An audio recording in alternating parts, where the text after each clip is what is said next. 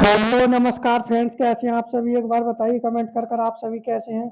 उम्मीद करता हूँ सही होंगे और अपनी तैयारी जो है वो सही ढंग से कर रहे होंगे। आज की क्लास जो है वो हमारी वंदे भारत की पहली क्लास है, जो वंदे भारत सीरीज हमने चलाई है। रेलवे के जितने भी एग्जाम आ रहे हैं उनके लिए बहुत ही महत्वपूर्ण जीके हम करा रहे हैं, जो कि एक क्लास में एक टॉपिक कवर कराएंगे हम, और A to Z जीके हम कराएंगे। अगर बड़ा टॉपिक है तो उसे एक क्लास में ही निपटा देंगे, अगर छोटे छोटे दो टॉपिक हैं तो हम उन्हें एक क्लास में दो टॉपिक लेंगे, और हर टॉपिक की एक क्लास आएगी, हर सब्जेक्ट की एक क्लास आएगी। तो आपको चैनल सब्सक्राइब कर लेना है, जिससे कि आपको नोटिफिकेशन पहुंच जाए जब क्लास आए, और हम एग्जाम से पहले ही सारी जीके को कवर कर चुके होंगे। और बहुत ही उच्च लेवल की जीके उठाई है मैंने, बहुत ही गहराई से। आप एक बार क्लास को देखें, उसके बाद आपको खुद अनुमान लग जाएगा कि कितनी अंदर से मैंने ये क्वेश्चन उठाए। मतलब थ्योरी है ये, थ्योरी में मैंने हाईलाइट कर दिए कौन कौन से क्वेश्चन है, जो कि प्रीवियस ईयर क्वेश्चनों को भी जो है वो कवर करेंगे। इसमें ही प्रीवियस ईयर क्वेश्चन जो है वो इंक्लूड है। तो आइए हम देरी ना करते हुए देखते हैं। क्लास वन है ये, बायोलॉजी की क्लास पहली है ये। तो आइए इसमें हम क्या क्या पढ़ेंगे। इसमें टॉपिक जो है वो हमारा है जीव विज्ञान का सामान्य परिचय, और कोशिका को हम पढ़ेंगे। ये दोनों टॉपिक पूरे खत्म करेंगे। तो आइए देखते हैं देरी ना करते हुए। देखिए बायोलॉजी, बायोलॉजी को क्या कहते हैं? हम जीव विज्ञान भी कहते हैं, ये आपको पता होगा क्या कहते हैं, जीव विज्ञान। अच्छा, बायोलॉजी शब्द जो है ये किस भाषा का है? ये ग्रीक भाषा का शब्द है। और ये जो है वो बायोलॉजी दो शब्दों से मिलकर बना है। किससे? बायोस और लोगस, इन दो शब्दों से मिलकर बना है ये। आइए आगे देखते हैं। देखिए सजीवों का अध्ययन ही का क्या कहलाता है? बायोलॉजी कहलाता है। किसका?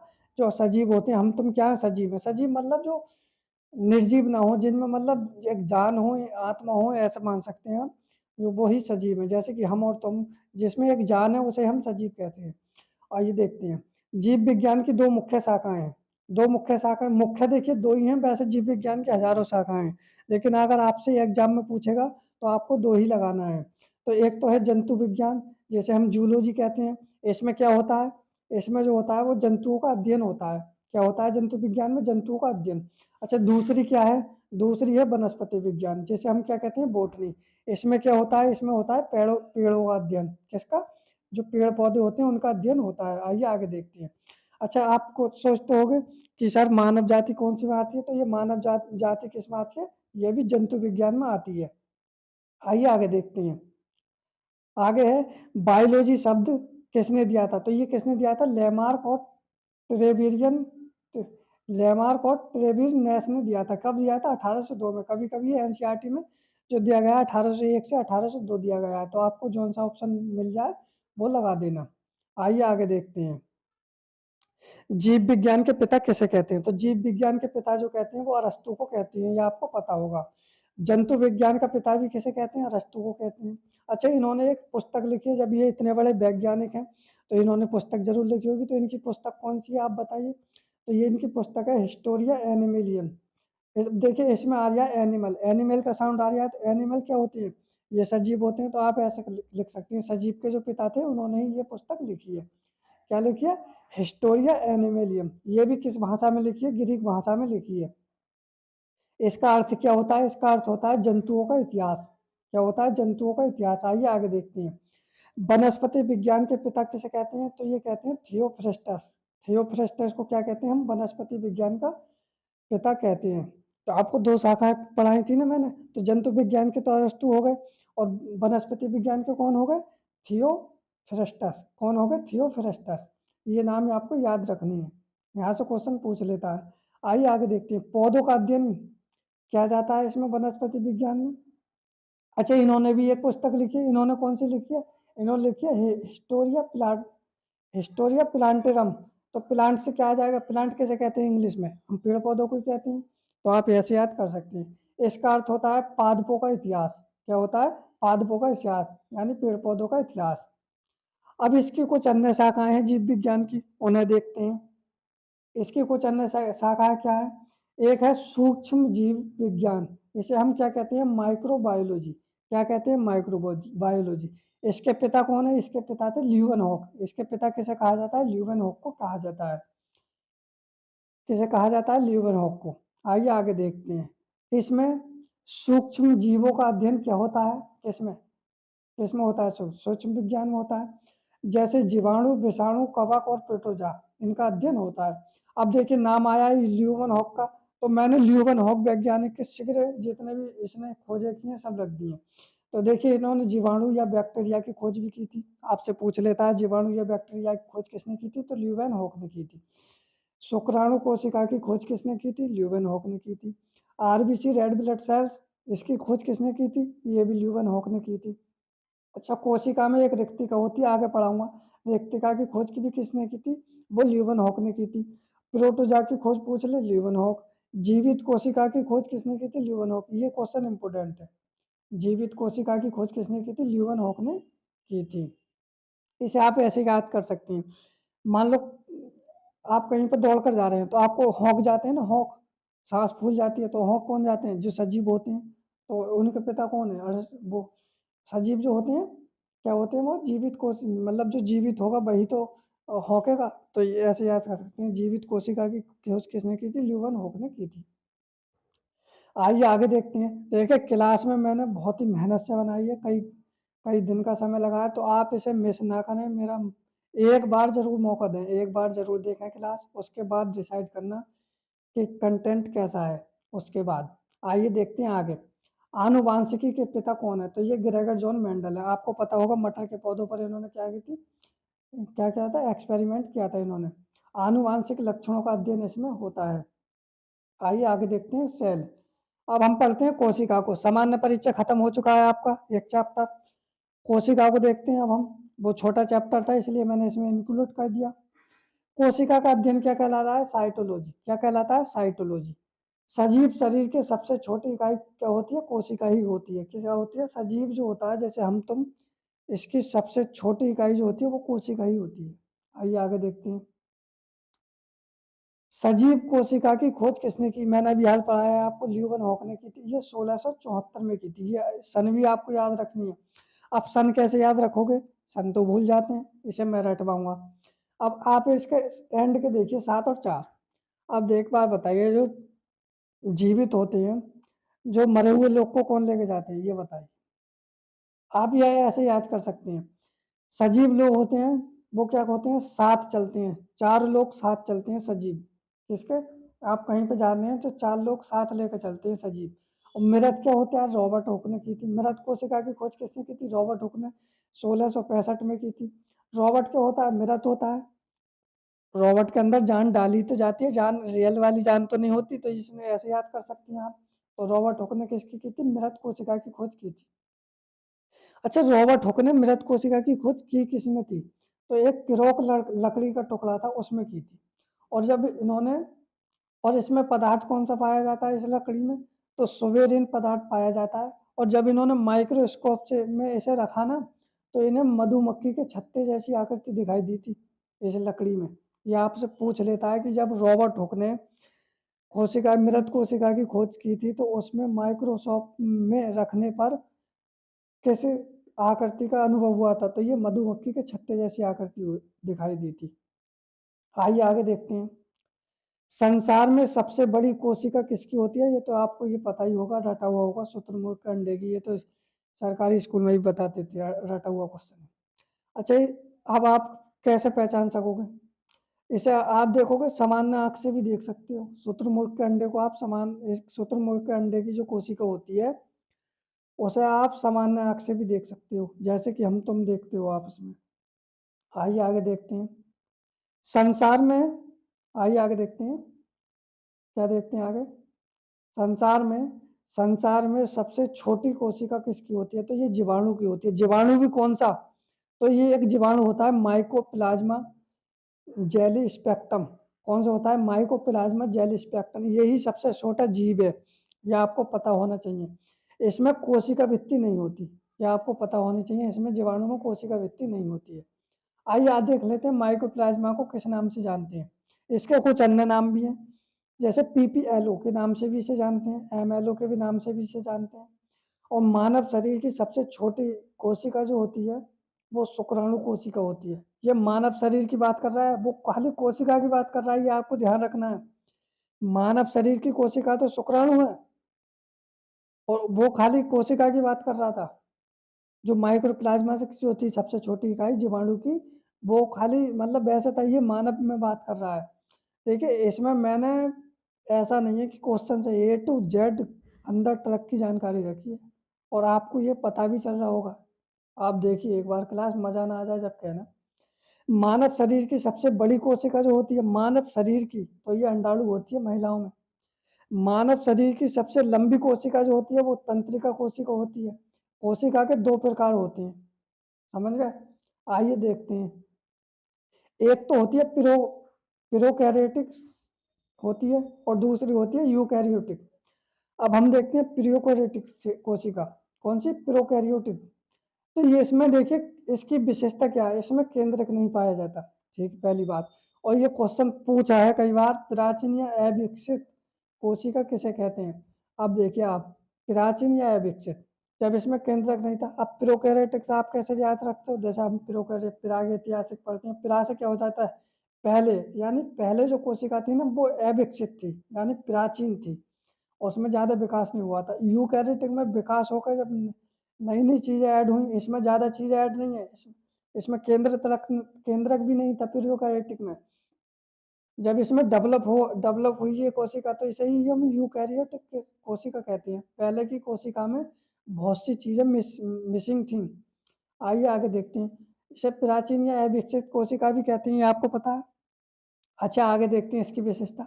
इसमें केंद्रक भी नहीं पाया जाता, सूत्र कणिकाएं भी नहीं पाई जाती, गोल्जिकाएं भी नहीं पाए जाते, लवक भी नहीं पाए जाते। तो आपको मैं यही तो बता रहा था, इसमें अविकसित में कुछ भी नहीं पाया जाता, बहुत कम चीज़ें थी, बहुत सारी चीज़ें मिसिंग थी। जब ये डेवलप हुई कोशिका, जब इसमें केंद्रक भी पाया गया, सूत्र कणिकाएं भी, गोल्जिकाएं भी, लवक भी आए, तभी हम ऐसे ही यूकैरियोटिक कोशिकाएं कहते हैं या विकसित कोशिका कह देते हैं। आइए आगे देखते हैं। अच्छा, इसमें डीएनए में हिस्टोन प्रोटीन भी नहीं पाई जाती। किसमें? प्रोकैरियोटिक कोशिका में। इसमें राइबोसोम जो पाया जाता है वो 70S का पाया जाता है। अभी मैं बताऊंगा 70S क्या है और 80S क्या है। ये दो प्रकार के राइबोसोम होते हैं, ये इनकी इकाइयाँ होती हैं। आइए आगे देखते हैं। ये एक कोशीय जीव में पाई जाती हैं। किसमें? ये जो होती है प्रोकैरियोटिक जो कोशिका होती है, ये एक कोशीय जीव में पाई जाती है। एक कोशीय जीव कौन से होते हैं सर, आप पूछोगे, तो ये होते हैं जीवाणु को हम एक कोशीय जीव कहते हैं। नील हरी शैवाल भी होते हैं, और क्या होता है, अक्रिय बैक्टीरिया भी होते हैं। ये तीन ही होते हैं, आपको याद रखना है। जिस भी नाम के पीछे बैक्टीरिया लगा है, समझ गए, जिस भी नाम के पीछे बैक्टीरिया लगा है ना, उसमें जो होती है वो प्रोकैरियोटिक जो है वो होती है कोशिका। अब हम देख लेते हैं यूकैरियोटिक कोशिका के बारे में, इसकी क्या क्या विशेषता है। तो पहली बात तो इसका ये उल्टा है, देखना आप एक बार। ये क्या होती है, विकसित भी होती है, इसमें केंद्रक भी पाया जाता है, सूत्र कणिकाएं भी पाई जाती हैं, गोल्जिकाएं भी पाया जाता है, लवक भी पाए जाते हैं। आइए आगे देखते हैं। इसके डीएनए में हिस्टोन प्रोटीन भी पाई जाती है, उसके डीएनए में हिस्टोन प्रोटीन नहीं थी, आपको पता होगा। किसके? प्रोकैरियोटिक के। यूकैरियोटिक के में है। अच्छा, इसमें जो पाया जाता है राइबोसोम, वो 80S का पाया जाता है। 80S मतलब इसकी इसकी ये दो वेराइटी है, 70S यानी 70S और 80S। ये आपको मैं अभी बताऊंगा एक्सप्लेन करके, ये है क्या चीज़ है, एस क्या है और इसकी इकाई क्या है, इसके दो भाग में जो टूटता है, ये कैसे टूटता है, ए टू जेड अंदर तक की इन्फॉर्मेशन मैं आपको आगे बताऊंगा। अभी थोड़ा सब्र रखें, अभी कोई डाउट पैदा ना करें अपने अंदर। ये बहुकोषीय जीवों में भी पाई जाती है। मतलब इसका मतलब कह रहा है, जो प्रोकैरियोटिक जो कोशिका है वो एक कोषीय जीव में पाई जाती है, और जो यूकैरियोटिक जो कोशिका है वो बहुकोशिकीय जीव में पाई जाती है। बहुकोशिकीय मतलब जिनमें बहुत सारी कोशिकाएं हों, जैसे हम तुम में हजारों करोड़ों कोशिकाएं बनती हैं उतरती हैं। तो ये किस में पाई जाती है? पादप में पाई जाती है, जंतु में पाई जाती है, जो बगैर सूक्ष्मदर्शी से देखें। अब इसकी ट्रिक क्या है, जो उसके लिए आपको देखने के लिए सूक्ष्मदर्शी का उपयोग ना करना पड़े, वही क्या होती है, यूकैरियोटिक कोशिका का उदाहरण है। जैसे कि हम तुम जंतु में ही आ जाते हैं, हम तुम भी। आगे देखते हैं। मानव में भी यही होती है, यही बात मैं अभी आपको बता रहा था। अच्छा, अब इसके कुछ अपवाद भी होते हैं। अपवाद आपको क्या देखने याद करने हैं। प्रोटोजोआ के सभी जो जीव होते हैं, उनमें देखो होते तो एक कोशीय जीव हैं, होते तो एक कोशीय जीव हैं, लेकिन उनमें जो कोशिका पाई जाती है वो यूकैरियोटिक पाई जाती है, यानी बड़ी वाली। जैसे कि अमीबा हो गया, पैरासीशियम हो गया, पैरामीशियम हो गया और यूग्लिना। ये तीन ही एग्जाम्पल बार बार एग्जाम में पूछे जाते हैं।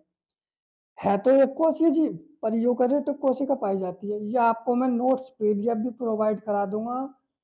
मेरा नंबर पे आप संपर्क कर सकते हैं, मैं आपको नंबर प्रोवाइड करा दूंगा। आप कमेंट कर कर जरूर बताएं क्लास कैसी लगी।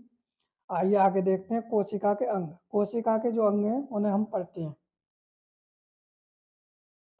कोशिका के अंदर पाए जाने वाले सभी भागों को कोशिकांग कहते हैं। सबसे पहला कोशिकांग पढ़ेंगे हम कोशिका भित्ति यानी सेल वॉल।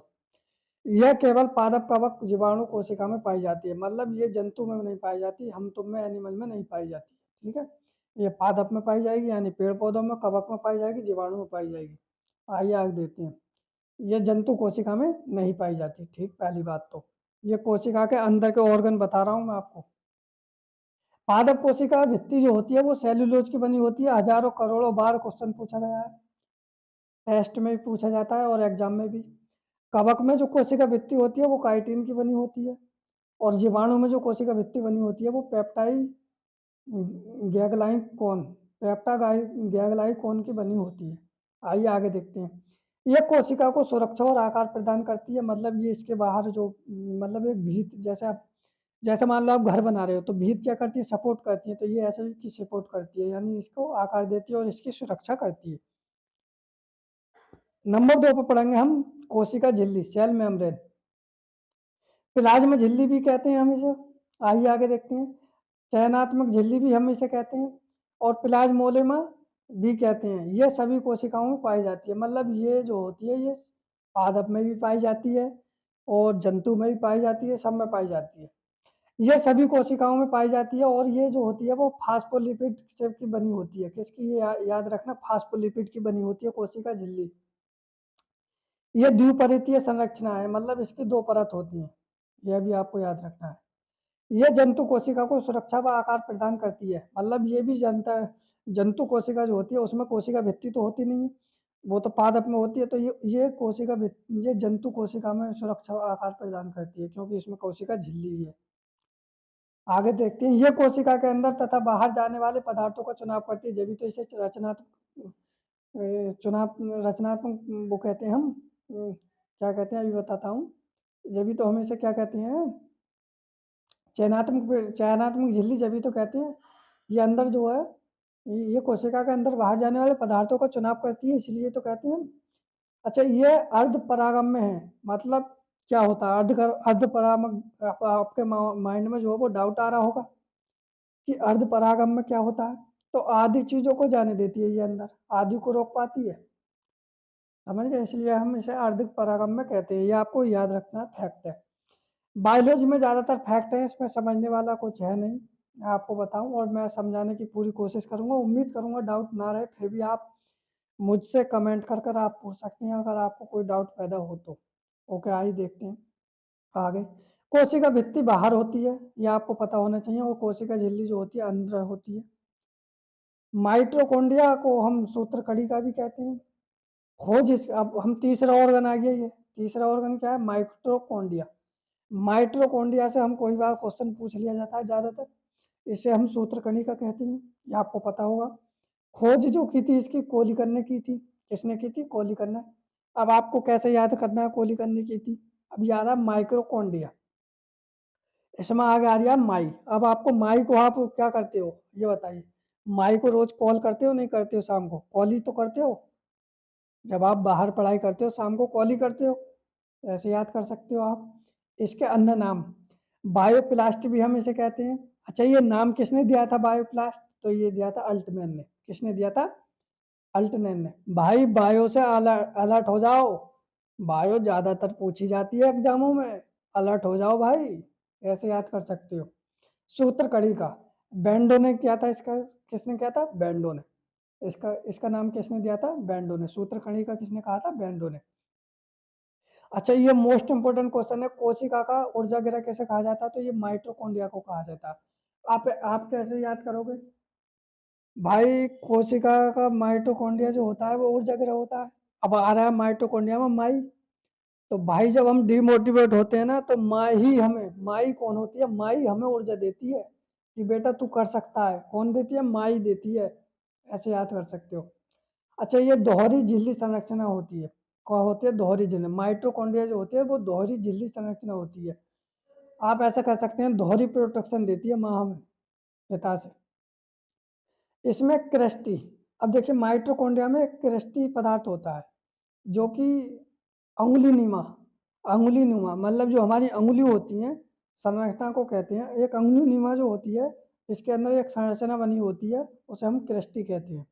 आइए आगे देखते हैं। इसमें ही एक ऑब्जी ऑप्सिसोम पाए जाते हैं। किसमें? क्रेस्टी में।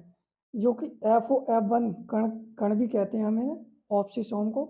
और ये एटीपी का निर्माण होता है यहाँ पर। कहाँ पर? ये ऑप्सिसोम जो होते हैं पाए जाते हैं। ये कहाँ पर? वो एटीपी का निर्माण करते हैं। या आपको डायरेक्ट पूछ लेगा, ज़्यादा अंदर से नहीं पूछेगा तो, कि एटीपी का निर्माण कहाँ होता है, तो आप माइटोकॉन्ड्रिया सीधा लगा सकते हो।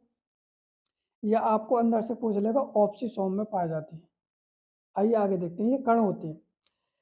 यह एटीपी का निर्माण होता है, ये आपको मैंने बता दिया। एटीपी का फुल फॉर्म क्या होता है, कई बार पूछ लेता है। तो ये होता है एडिनोसिन ट्राइफॉस्फेट। क्या होता है? Adenosine triphosphate. आइए आगे देखते हैं। कोशिका की इकाई को कहते हैं, हम क्या कहते हैं? एटीपी कहते हैं। कोशिका की इकाई को क्या कहते हैं? एटीपी। ऑक्सीसोम बनाते हैं। क्या बताते हैं? मैंने आपको बता दिया, ऑक्सीसोम बनाते हैं इसे। मैट्रिक्स, मैट्रिक्स, अच्छा मैट्रिक्स इसी में होता है।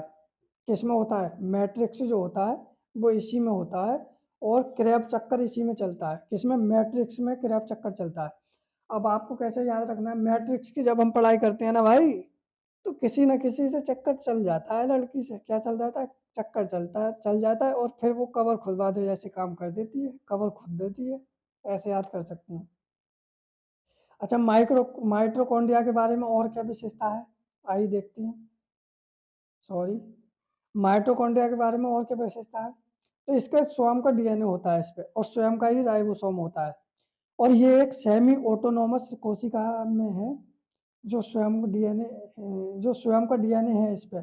इसीलिए इसे ऑटोनोमस कोशिका कहते हैं। मतलब ऑटोनोमस कोशिका में।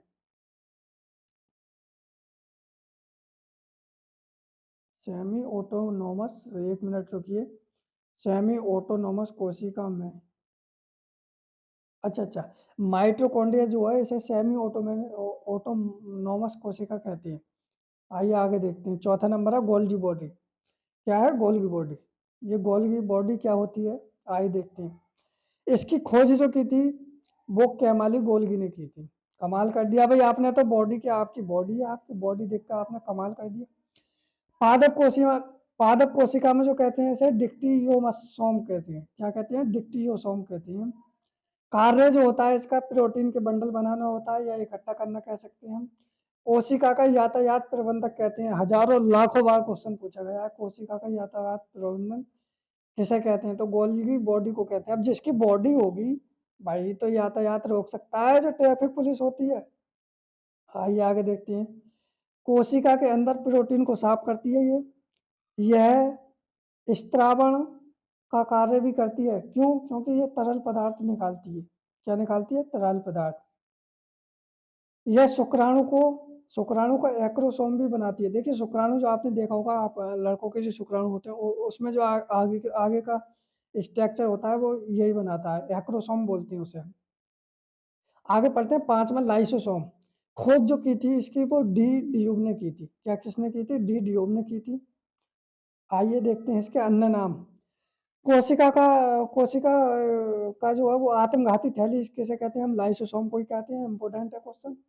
पाचक थैली भी कहते हैं हम इसे, क्योंकि ये खराब प्रोटीन को पचाता है। और इसे हम, सबसे बेस्ट बात है, एटम बम भी कहते हैं। ये कभी वो फट जाता है जब इसमें खराब प्रोटीन ज़्यादा हो जाती है। इसे हम अपघटनीय एंजाइम बनते हैं। इसमें क्या बनते हैं?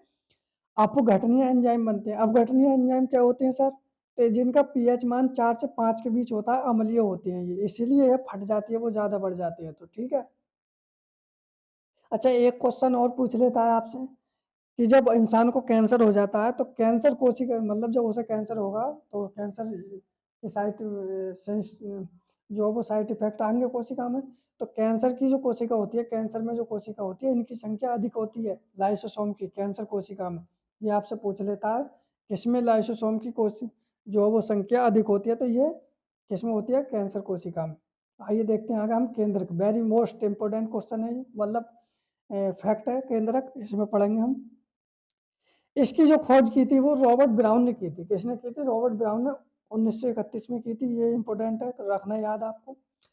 इसे कोशिका का मस्तिष्क भी कहते हैं। क्या कहते हैं? कोशिका का मस्तिष्क भी कहते हैं।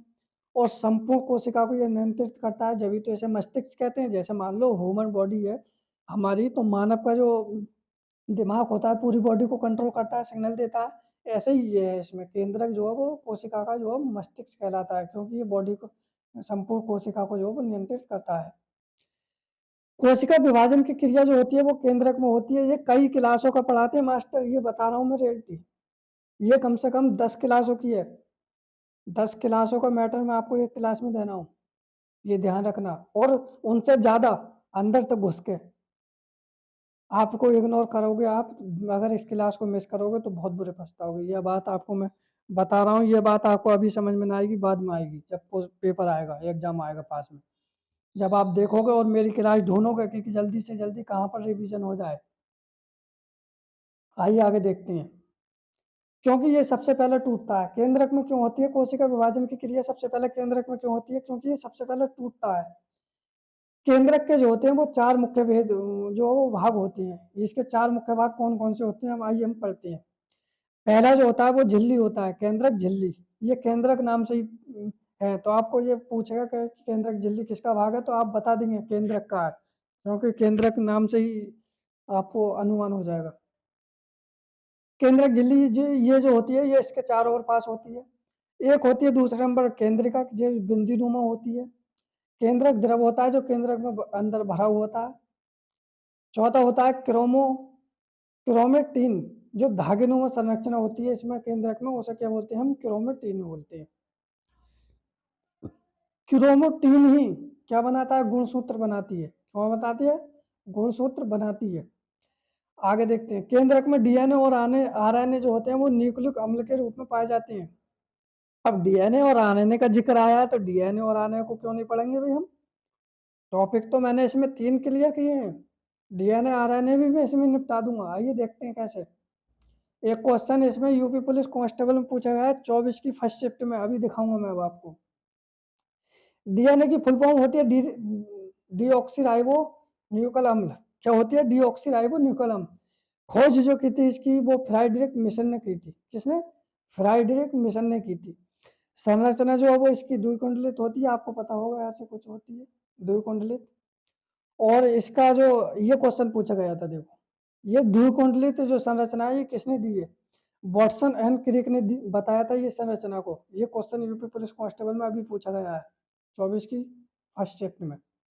यह एक आनुवंशिक पदार्थ होता है। प्राकृतिक ज्वाला मंदक कहते हैं इसे हम।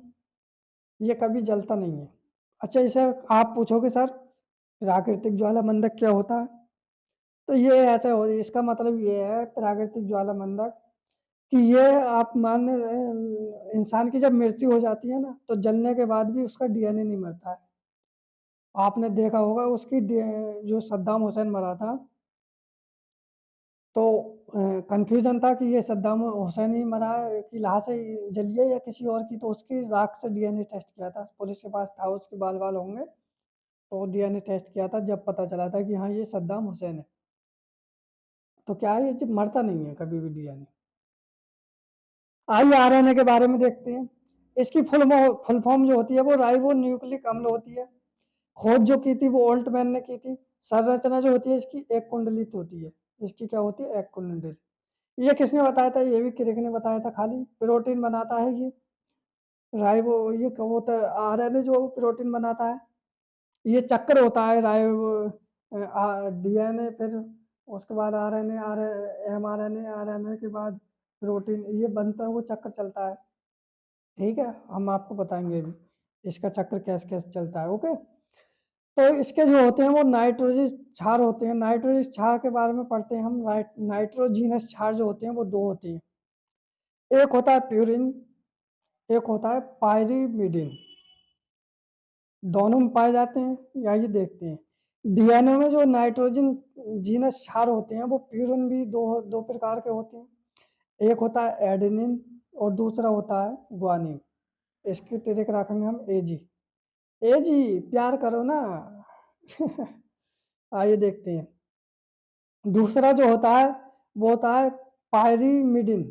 ये भी दो प्रकार का होता है, साइटोसिन और थाइमिन। अब यहाँ से क्वेश्चन कैसे पूछता है मैं बताता हूँ। डीएनए में जो एडेनिन के साथ जो जुड़ता है वो थाइमिन जुड़ता है, ये आपको पता होना चाहिए, वो भी डबल बॉन्ड के साथ। ऐसे ग्वानिन के साथ जो जुड़ता है डीएनए में वो साइटोसिन जुड़ता है, जो कि ट्रिपल बॉन्ड के साथ जुड़ता है। यहाँ से क्वेश्चन पूछ लेता है एडेनिन के साथ कौन सा वो जुड़ता है और किस बॉन्ड के साथ जुड़ता है। और आरएनए के बारे में देख लेते हैं।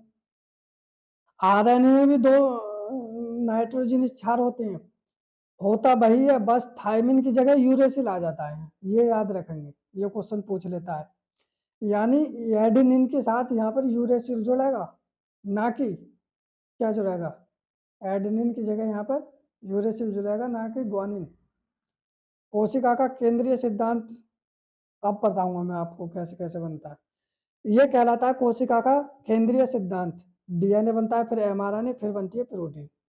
जब डीएनए से एमआरएनए बनता है तो इसे कहते हैं हम अनुलेखन।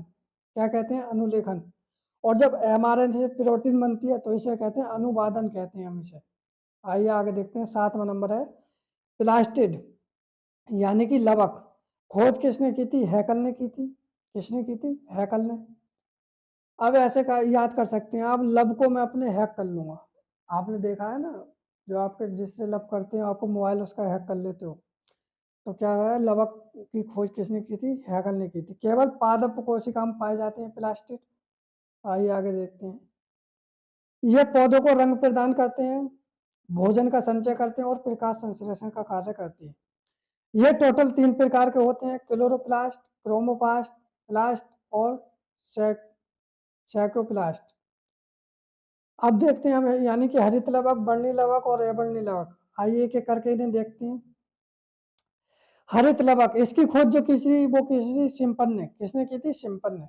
हरित लवक की खोज जो की थी क्लोरोप्लास्ट की, वो की थी सिंपन ने। ये पौधों को हरा रंग प्रदान करता है, ये बात आपको याद रखना है। पौधों की पत्तियों में पाया जाता है, ये भी मैंने हाईलाइट कर दिया है, इसीलिए कहाँ से क्वेश्चन पूछ सकता है, ठीक है। एक बर्लक पर्णहरित पाया जाता है इसमें, वो मेरे ध्यान से उतर रहा है, जिसके कारण पत्तियों का हरा रंग होता है। वो ऐसे ऐसे ही बोलते हैं, ध्यान से उतर रहा है, बता दूंगा याद आएगा तो। उसे ही हम वर्णक पर्णहरित कहते हैं। आइए देखते हैं आगे क्या है। पर्णहरित को प्रकाश संश्लेषी वर्णन भी कहते हैं। जो अरे यार वो ध्यान से उतर रहा है, जो हरी पत्तियों के लिए होता है, ध्यान से आपको याद होगा, उसे ही हम प्रकाश संश्लेषी वर्णन कहते हैं। इसमें दोहरी झिल्ली संरचना होती है, समझे। अभी हम क्या पढ़ रहे हैं, हरित लवक पढ़ रहे हैं। इसमें एक ग्रेनिम होता है, क्या होता है, ग्रेनम। इसी में होता है जो सिक्के की संरचना में होता है, किसमें, हरित लवक में। आइए आगे देखते हैं। ग्रेनम जो है वो प्रकाश संश्लेषण की प्रकाशीय विक्रिया इसमें होती है, किसमें, ग्रेनम में। अच्छा, प्रकाश संश्लेषण की आपको पता होनी चाहिए, दो अभिक्रिया होती है, एक तो प्रकाशीय और एक अप्रकाशीय, ठीक है ना। तो प्रकाशीय जो होती है वो ग्रेनम में होती है। और फाइलोकाइड, जब एक के ऊपर एक ग्रेनम होता है तो उसे हम क्या कहते हैं, फाइलोकाइड कहते हैं। अच्छा, स्टोमा जो होता है इसमें प्रकाश संश्लेषण मैं भी बता रहा था, अप्रकाशीय अभिक्रिया होती है स्टोमा में। किसमें, स्टोमा में जो होती है वो अप्रकाशीय अभिक्रिया होती है, ये आपको याद रखना है। दो होती है ना। नंबर 2 पर आता है वर्णी लवक। वर्णी लवक के बारे में आप देखते हैं, सभी रंग प्रदान करता है, ये हरे व सफेद को छोड़कर। ये फलों व फूलों में मिलता है, क्योंकि ये रंगीन होता है, बहुत ज्यादा कलर देता है। फलों में तुमने देखा होगा रंग बिरंगे होते हैं। तीसरा है अवर्णी लवक, ये पौधों में सफेद रंग प्रदान करता है। देखो हरा कौन सा करता है, हरित लवक। और बाकी हरित और सफेद कौन करता है, अवर्णी लवक। मतलब आप कह सकते हैं बिल्कुल सफ़ेद है, अभी उसमें कोई वर्णी नहीं है। और जो रंगीन करता है वो कौन सा करता है, वर्णी लवक। तो ये आपको याद हो जाएगा। अच्छा, ये जड़ों व बीज में पाया जाता है, ठीक है, सफ़ेद सफ़ेद कलर के होते हैं ज़्यादातर बीज, और वो भोजन संचय का काम करते हैं। ये क्या करते हैं, भोजन संचय का, अवर्णी लवक। अब कुछ पढ़ लेते हैं हम लवक वर्णक के बारे में। टमाटर का लाल रंग जो होता है वो लाइकोपीन वर्णक के कारण होता है। सेब का लाल रंग जो होता है एथ्रोसाइलिन लव लव वर्णक के कारण होता है। पपीता का पीला रंग जो होता है वो जोंतोफिल के कारण होता है। गाजर का नारंगी रंग जो होता है वो कैराटिन के कारण होता है। आइए आगे देखते हैं। फिर है नंबर 8 पर, ये कोशिका के अंग चल रहे हैं। कोशिका बिल्कुल बहुत अंदर से पढ़ाएंगे भाई, आपको टेंशन लेने की जरूरत नहीं है, यूपीएससी तलक में बैठ जाना आप। खान सर से पढ़ा हुआ हूँ भाई मैं। अंतःद्रव्य जालिका, एंडोप्लाज्मिक रेटिकुलम इसे कहते हैं, हम शॉर्ट में कहते हैं यार। खोज जो की थी वो पोर्टर ने की थी। कोशिका का अंत का कंकाल भी कहते हैं हम इसे, किसे, अंतःद्रव्य जालिका को कोशिका का अंत कंकाल भी कहते हैं। ये दो प्रकार के होते हैं, स्मूथ ईआर, ईआर मैंने शॉर्ट फॉर्म बता दिया आपको, याद रखेंगे। स्मूथ ईआर, ईआर जो कोमल होते हैं, चिकने होते हैं, कोमल, स्मूथ माने होता है चिकना, कोमल अंतःद्रव्य जालिका कैसे हम इसे। कोशिका झिल्ली के समीप होते हैं, ये याद आपको याद रखेंगे। अब बताओ, जो चिकनी चीज होगी वो कोशिका झिल्ली क्या होती है, चिकनी होती है, उसके समीप ही होते हैं। इसमें जो होते हैं वो राइबोसोम नहीं होते हैं। अब देखिए आपको पता होगा, राइबोसोम जो होती है वो प्रोटीन के बने दाने होते हैं, राइबोसोम। राइबोसोम के कारण ही तो खुदरी होती है, लेकिन ये है चिकनी। इसमें वसा संश्लेषण होता है, वसा संश्लेषण ये करती है। दूसरा होता है रफ रफ रफ यार, यानी खुदरी अंतर्जालिका, अंतर्द्रव्य जालिका। ये क्या होता है, ये जो होती है वो केंद्रक के समीप होती है। इसमें राइबोसोम की उपस्थिति होती है जो प्रोटीन के बना होते हैं। इसी कारण इसे क्या होते हैं, खुदरी कहते हैं, यानी राइबोसोम बनाता है इसे खुदरी, क्या कह सकते हैं आप। कार्य जो होता है वो प्रोटीन संश्लेषण, जहाँ भी राइबोसोम आए वहां पर प्रोटीन का जिक्र जरूर आएगा, प्रोटीन संश्लेषण करता है जहाँ भी राइबोसोम का जिक्र आएगा, ये आपको बात याद रखनी है। आइए देखते हैं नौवा ऑर्गन, राइबोसोम। राइबोसोम की खोज जो की थी वो पैलाडे ने की थी। राइबोसोम को हम प्रोटीन फैक्ट्री के नाम से जानते हैं। कार्य जो होता है वो प्रोटीन संश्लेषण, मैंने आपको बताया जहां पर राइबोसोम आएगी वहां पर प्रोटीन संश्लेषण। अब देखो, अब बताऊंगा मैं राइबोसोम के बारे में। ये दो प्रकार के होते हैं, 70S 80S। 70S की उप इकाइयां जो होती हैं वो 50S, 50S में टूटता है, 30S में टूटता है, 10S इसमें लॉस हो जाते हैं। आप सोचते होंगे 50 और 80 तो मतलब 50 और 30 तो 80 होते हैं, लेकिन ये 70, तो भाई इसमें 10S जो हैं वो लॉस हो जाते हैं। ये आपको याद रखना है कि 70S की उप इकाइयां जो होती हैं वो 50S और 30S होती हैं। 80S की उप इकाइयां जो होती हैं वो 60S और 40S होती हैं। इसमें 20S लॉस होता है, 20S लॉस होता है। अब आप सोच रहे होंगे सर ये एस क्या है, तो एस ये एक वैज्ञानिक का नाम है, इसने इसी के नाम पर एक ये यूनिट बन गई। सेवर्ट वर्ग उनका नाम था, ये वैज्ञानिक का नाम है। अब देखते हैं 70 जो होती है वो राइबोसोम, ये प्रोकैरियोटिक कोशिका में पाए जाते हैं। क्या, 70S जो होते हैं, 70S, ये किस में पाए जाते हैं, प्रोकैरियोटिक कोशिका में पाए जाते हैं। और 80S जो होते हैं वो यूकैरियोटिक कोशिका में पाए जाते हैं। आप ऐसा कह सकते हैं जिसमें ज़्यादा मैटर उसमें ज़्यादा बड़ा, तो 80S 70S ऐसे याद कर सकते हैं आप। बस अच्छा, यूकैरियोटिक की माइटोकॉन्ड्रिया में 70S पाई जाती है, ये बात आपको याद रखना। आपको क्वेश्चन पूछ सकता है कि ये बताइए यूकैरियोटिक के कौन से भाग में 70S जो है वो राइबोसोम पाया जाता है, तो ये पाया जाता है माइटोकॉन्ड्रिया में। अब पढ़ लेते हैं हम आरएनए के बारे में। आरएनए होते हैं 3 प्रकार के। आरआरएनए, आरआरएनए को फुल फॉर्म क्या होता है, राइबोज आरएनए, यानी राइबोज की होता है इसके छोटा आर जो, और आरएनए की फुल फॉर्म में आपको पहले ही बता चुका हूँ। तो ये क्या होता है, प्रोटीन बनाने का कार्य करता है।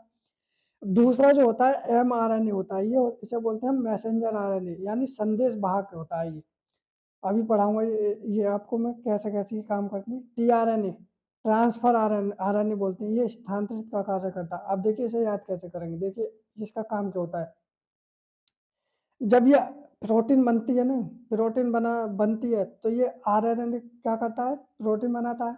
और जब प्रोटीन बन जाती है तो एम का मतलब क्या होता है, मैसेंजर यानी मैसेज, यानी ये संदेश पहुंचाता है माइंड को कि हाँ प्रोटीन बन चुकी है। और फिर क्या होता है, टीआरएनए, यानी टीआरएनए क्या करता है, स्थानांतरण कर देता है इसे, यानी बांट देता है। आइए देखते हैं आगे 10वां नंबर गुणसूत्र यानी क्रोमोसोम। इसकी खोज जो की थी वो बाल्डियर ने की थी। किसने, बाल्डियर ने। ये धागेनुमा संरचना में होते हैं, कोशिका में जो होते हैं ये धागेनुमा संरचना में होते हैं। तो आपसे पूछ सकता है कि कोशिका के अंदर धागेनुमा संरचना में क्या पाया जाता है, तो ये गुणसूत्र होते हैं। इन्हें क्रोमेटिक यानी क्रोमेटिड धागे भी कहते हैं। ये केंद्रक में पाए जाते हैं। कार्य जो होता है इनका लिंग निर्धारण करना होता है क्रोमोसोम का। अब देखिए हम मानव के गुणसूत्र पढ़ लेते हैं। मानव के कुल गुणसूत्र होते हैं 46। 23 जोड़े होते हैं, 23 जोड़े होते हैं। इसमें भी दो प्रकार के गुणसूत्र होते हैं। एक तो होते हैं दैहिक गुणसूत्र, जो कि 1 से 22 जोड़ी जो होते हैं वो दैहिक गुणसूत्र बोलते हैं हम उन्हें। ये लड़के लड़की दोनों में 100 होते हैं, ठीक है ना, 22 जोड़ी। और दूसरे जो होते हैं वो लिंग गुणसूत्र होते हैं। दूसरा जो होता है, दूसरे प्रकार के क्या होते हैं, लिंग गुणसूत्र हम कहते हैं। ये 23वां जोड़ा होता है लिंग गुणसूत्र। यही लिंग निर्धारण करता है। लड़कों में ये 23वां जोड़ा XY होता है और लड़कियों में XX होता है। अच्छा एक बात और याद रखनी है आपको, लड़कियों में 23 जोड़े XX ही होते हैं। और कोशिका विभाजन देख लेते हैं अब हम एंड में। कोशिका विभाजन पढ़ लेते हैं। एक कोशिका नई कोशिका में विभाजन खोज। एक कोशिका का नई कोशिका में विभाजन ही क्या कहलाता है, कोशिका विभाजन कहलाता है। इसकी खोज जो की थी वो रेडलफ वान बर्च्यू ने की थी। और गुणसूत्र सिद्धांत जो दिया था वो सटन तथा बाबरी ने दिया था। किसने, बाबरी ने। गुणसूत्र को आनुवंशिकी की इकाई बताया है। किसने, किसने बताया, बताओ। इन्होंने बताया, सटन तथा बाबरी ने। अब इन्होंने एक सिद्धांत दिया है। किसने, रेडोल्फ बर्चू ने। क्या दिया है, ओमिन्यू सेलुजा, ओमिन्यू सेलुला और ई सेलुला, यानी पुरानी कोशिकाओं से नई कोशिका का जन्म होता है। ये किसने बताया था, कथन किसने दिया था, तो ये रेडोल्फ बर्चू ने दिया था, बताया था। आइए आगे देख लेते हैं। कोशिका सिद्धांत पूछ ले अगर आपसे तो सिल्डन और स्वान ने दिया था। किसने, सिल्डन और स्वान ने दिया था। ये क्वेश्चन इंपोर्टेंट है, ये बता रहा हूं मैं आपको, याद रखना। पुरानी कोशिका को हम क्या कहते हैं, मात्र कोशिका कहते हैं। और नई कोशिका जो विभाजन होकर बनती है उसे हम पुत्री कोशिका बोलते हैं या डॉटर कोशिका कहते हैं। कोशिका विभाजन की कुछ अवस्थाएं होती हैं, यह आपको मैं बताता हूँ। पहली अवस्था जो होती है वो होती है इंटरफेज। क्या होती है, इंटरफेज। ये कब होती है, जब कोशिका विभाजन होती है। ये जब तैयारी की अवस्था कहते हैं इसे। जब कोशिका तैयार होती है विभाजन के लिए तब उस व्यवस्था को हम क्या कहते हैं, इंटरफेज। और ये सबसे लंबी अवस्था होती है विभाजन की, समझ गए, इंटरफेज। अब आप ऐसे याद कर सकते हैं कि भाई इंटर तक ही है सबसे लंबी जो अवस्था है बच्चों की पढ़ने की। उसके बाद तो फिर पढ़ो मत पढ़ो, इंटर तक तो लंबी अवस्था है, पढ़ना ही पड़ता है, ठीक है। सबसे लंबी अवस्था होती है। यह अवस्था 3 भागों में होती है, G1 S G2। अभी इनके बारे में बताएंगे। अच्छा एक और, मुख्य रूप से ये 3 ही होती हैं। इसे भी कहते हैं GO। GO भी है, होती है जब कोशिका कोई एक्टिविटी नहीं करती, मतलब कुछ विभाजन नहीं करती, शांत होती है जब, तो GO होती है, GO अवस्था बोलते हैं हम उसे। अब देखते हैं जी वन अवस्था क्या होती है। जब कोशिका विभाजन के लिए तैयार हो जाती है उसे कहते हैं हम जीवन अवस्था। एस एस देख लेते हैं। एस, इस व्यवस्था में डीएनए संश्लेषण होता है, यानी डीएनए की 2 कॉपी बन जाती है। डीएनए फट जाता है, मतलब अपने जैसे ही एक और उत्पन्न कर लेता है। G2 अवस्था देख लेते हैं। इस अवस्था में सारे कोशिकांग अलग अलग हो जाते हैं। किसमें, G2 में, यानी पूरा विभाजन हो जाता है। आइए देखते हैं एम अवस्था। यह 2 अवस्था में बटी होती है, यानी 2 अवस्था में बटी होती है। एम अवस्था जो होती है, एक तो होती है समसूत्री विभाजन, इसे हम कहते हैं मिटोसिस। अब समसूत्री विभाजन क्या होता है ये देखते हैं। समसूत्री विभाजन कैसी कोशिकाओं में होता है ये देखते हैं। ये होता है कायिक कोशिका में। कैसी? कायिक कोशिका में, यानी शुक्राणु और अंडाणु को छोड़कर सभी दैहिक कोशिकाएं होती हैं।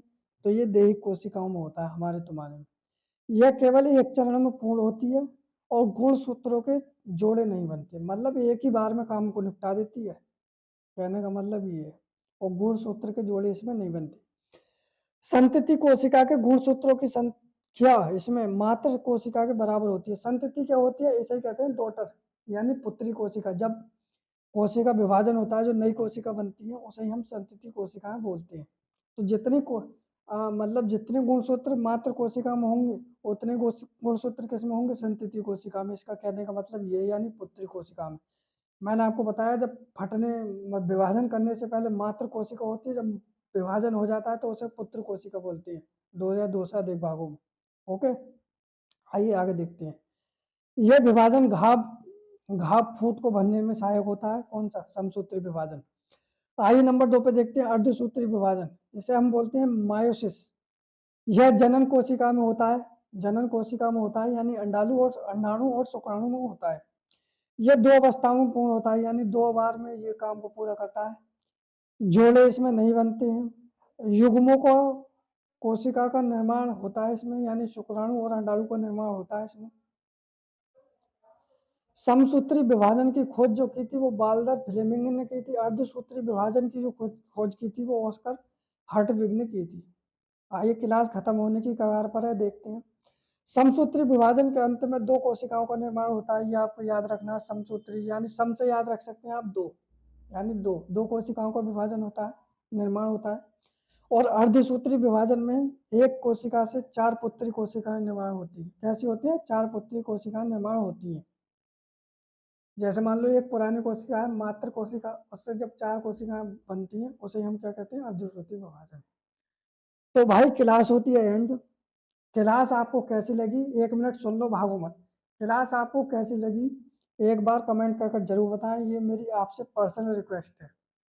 हमको थोड़ा सा मोटिवेशन मिलता है कि आपको क्लास कैसी लगी। अगर आपको कहीं पर कमी दिखाई दे रही है, मैं ये नहीं कह रहा कि मुझ में कमी नहीं है, अगर आपको कहीं पर कमी दिखाई दे रही है तो प्लीज़ कमेंट कर जरूर बताएं, मैं आपको सुधारने का प्रयास करूंगा उसे। ओके बाय, थैंक यू भाइयों।